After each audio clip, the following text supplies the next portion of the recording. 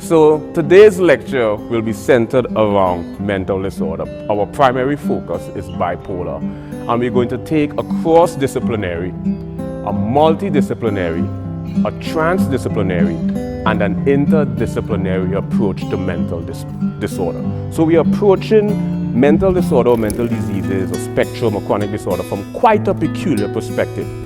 We're taking a transdisciplinary approach. Transdisciplinary is basically when mutually exclusive disciplines converges, right, to formulate a new conceptual idea, right? Multidisciplinary is when mutually exclusive disciplines converge.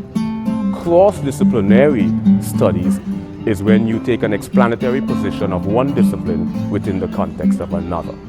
So we are approaching mental disorder from a cross-disciplinary, a multidisciplinary, and a transdisciplinary, and also an interdisciplinary perspective, which interdisciplinary falls within the category of where mutually exclusive disciplines sort of permeate each other to formulate new ideas or groundbreaking paradigms.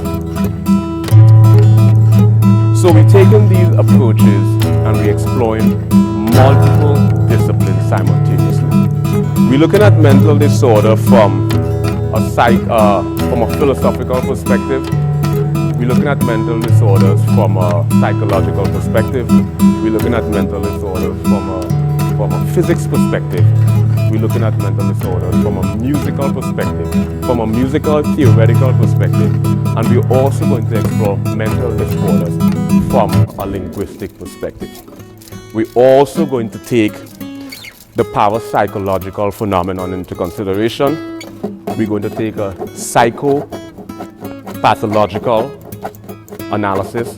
We're also going to take a pathophysiological analysis. We're also going to study mental disorders from a neurological and a cognitive analysis. And last but not least, we are also going to explore the miscellaneous aspect of mental disorder, where we're going to take a number of different variables or variances into consideration. Now, before we get into all these details, this lecture is primarily going to be more of an introduction to mental disorder, because 1 hour is simply not enough time to encapsulate the multifaceted fascination and phenomenon of mental disorder. So let's dive into specifically what exactly is bipolar. You have different sorts of bipolar. You have bipolar 1, which is manic episodes. You have bipolar 2, which is hypomania.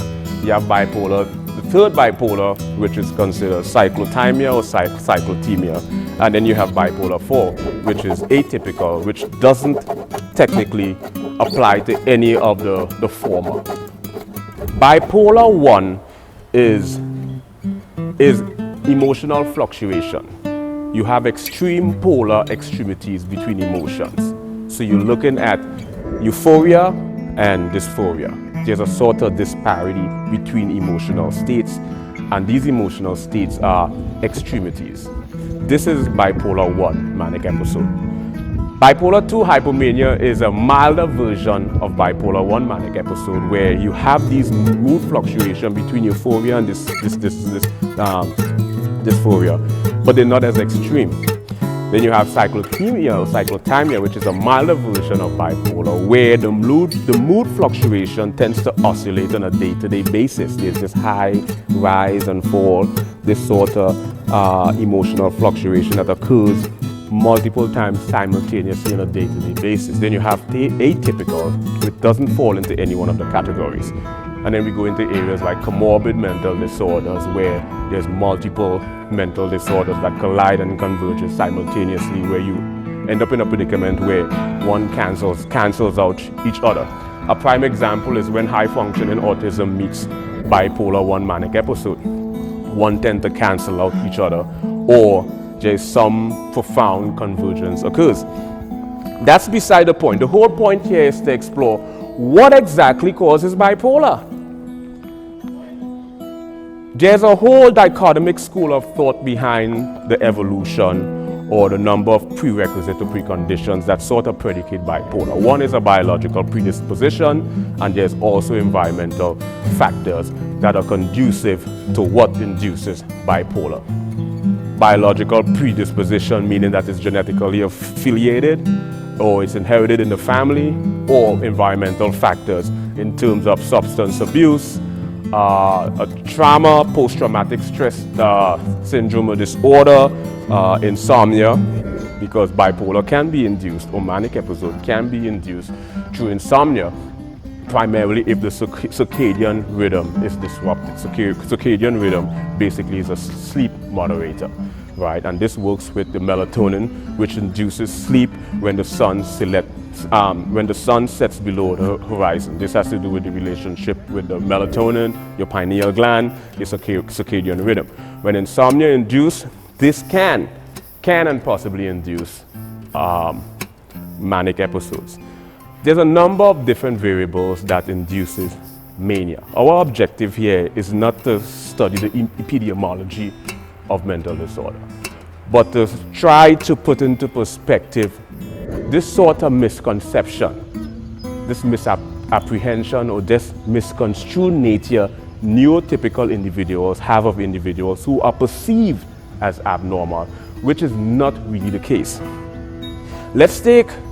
We're going to explore 10 areas. We're going to take a philosophical approach. From a philosophical perspective, we're going to explore areas like existentialism, epistemology, ontology, metaphysics, phenomenology. We're going to explore ideas like solipsism, intersubjectivity, phenomenology. In fact, let's just get into it specifically. Before I get into these details, there's some things I need to clarify and put into perspective right now. This lecture is centered around a self-referential and empirical analysis only. I would like to reiterate or reiterate. It is centered around a self-referential and empirical analysis only, which is based on subjective experience. This is not inferential, and this is not centered around any sort of theoretical analysis. Again, I repeat, it is self-referential and empirical analysis only. When bipolar goes into manic episode, two cases we are going to focus on primarily here is manic episodes and hypomania, because these are the two cases where you have polar extremities in mood fluctuation, from elation to dysphoria, right, that ascends right back up to euphoria. During manic episode, bipolar cases transcend into 5 emotional states. One is impulsivity, the other is distractibility, the third is disinhibition, the fourth is grandiosity, and the fifth one is pathological compulsion. You have impulsivity, you have distractibility, you have disinhibition, you have grandiosity, and you have pathological compulsion. Let's explain these 5 emotional phenomena that occurs during grandiosity. Impulsivity is an instantaneous reaction or decision making made without any sort of foreknowledge. Impulsivity and intuition are often used interchangeably and out of context, but they are mutually exclusive. Clarification. Intuition is predicated on a sort of foreknowledge, a sort of foreknowing. Somewhere deep in your subconscious, you have a sort of precognitive, intuitive sense of knowing before an intuitive decision is made. With impulsivity, it's a decision that is sort of predicated on a sort of instantaneousness. That's impulsivity. Distractibility is self-explanatory. It is the inability to stay focused. And you have disinhibition. Disinhibition is when a manic is removed from cultural nurturing and social conditioning. Then we have grandiosity. Grandiosity, again, is self-explanatory. It is the augmentation of one's ambition. And then you have pathological compulsion. Pathological compulsion is an abnormal, constant pursuit. Now, we understand that these are the 5 emotional attributes that are induced during manic episodes. Now we're going to take a transdisciplinary, a multidisciplinary, a cross-disciplinary, and an interdisciplinary approach to sort of circumvent a number of fascinating phenomena that occurs with mental disorders or mental disease or just atypical individuals as a collective group. Let's take the philosophical approach. We're going to discuss the philosophical, the psychological, the physics, the music. From a theoretical standpoint, we're going to explore also the linguistics, the parapsychological, the psychopathological, the pathophysiological, the neurocognitive, the neurological and the cognitive, and last but not least, the miscellaneous, where we'll explore a number of different variances. Let's explore the philosophical aspect of mental disorder. Let's talk about solipsism. Solipsism is one of those philosophical ideology that is predicated around the idea of only the mind that exists, and all external stimuli is predicated on some sort of mirrored projection, some sort of mirrored manifestation of projection, or some sort of imagination of some degree. Then you have the idea of intersubjectivity phenomenology. But before we get into intersubjectivity phenomenology, let's explore specifically different sorts of solipsism. One aspect of solipsism says that only the mind exists and other minds cease to exist, which is one of the flaws of solipsism. But then you have epistemological solipsism, which states that I cannot prove that other minds exist. Then you have the metaphysical solipsism, which states that I cannot prove with absolute certainty that other minds exist. Right?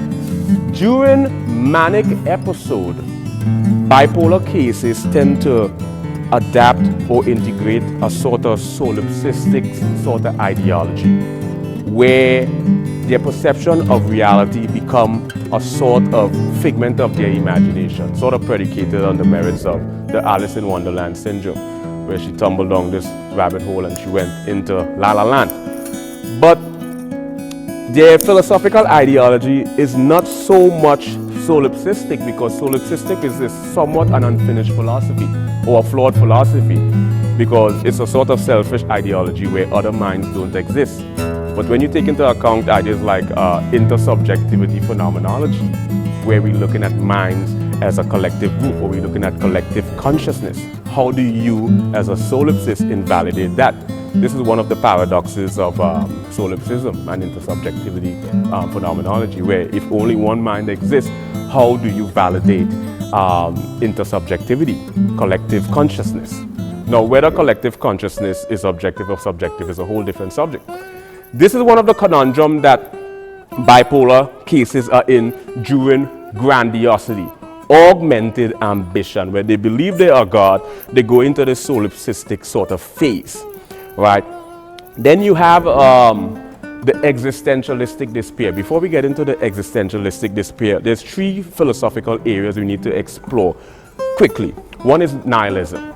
Nihilism postulates that the universe has no inherent or no intrinsic meaning, and trying to construct any meaning or value is pretty much useless. Or absurdism postulates the same sort of idea that the universe is meaningless, and trying to construct any meaning is sort of counterproductive or in contradiction to the intrinsic meaninglessness of the universe.